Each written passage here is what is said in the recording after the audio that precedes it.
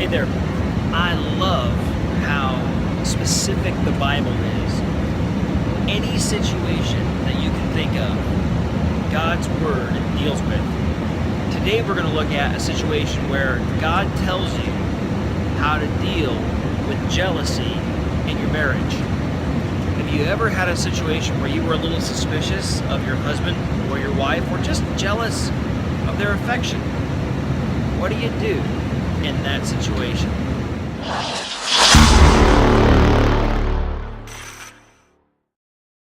So in Numbers chapter 5, God says, listen, if you're a husband and you're worried that your wife might be,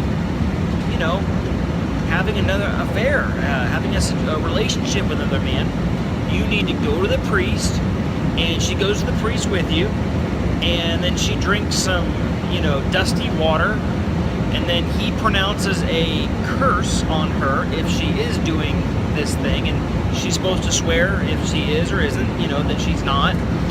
And then if she gets sick, well then she got sick because she was having an affair. If she doesn't get sick, well then it's because she wasn't having an affair. Either way, the situation goes away.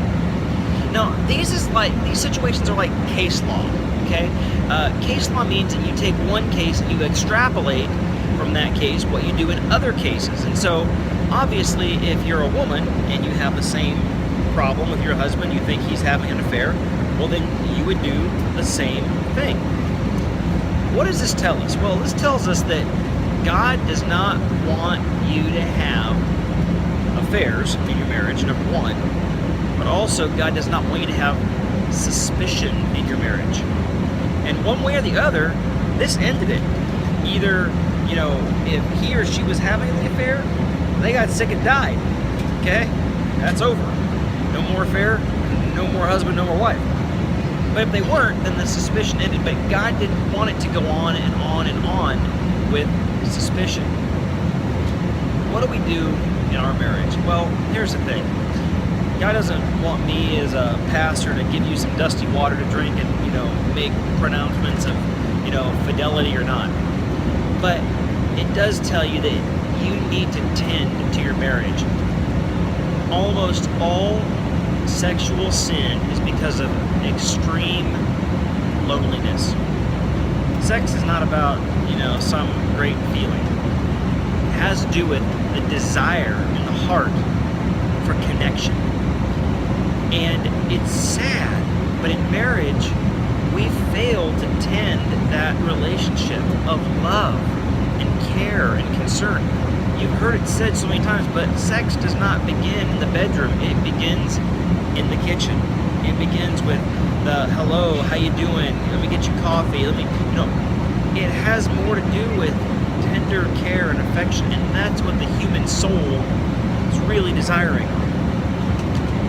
The way you affair-proof your marriage is to tend to your marriage, tend to your relationship. Let me ask you a serious question. Are you tender with your spouse? How do you speak to her? How do you speak to him? Are you gentle? Are you concerned? Do you show that concern with your tone of voice, by the way your eyes are, by how gentle you are? If you don't, you could have an affair. She could have an affair. He could have an affair. Because the heart's looking for that. The way you affair-proof your marriage is by showing love and keeping things romantic. God wrote 2 books of the Bible about that. The Song of Solomon and Proverbs has all kinds of stuff in there about that.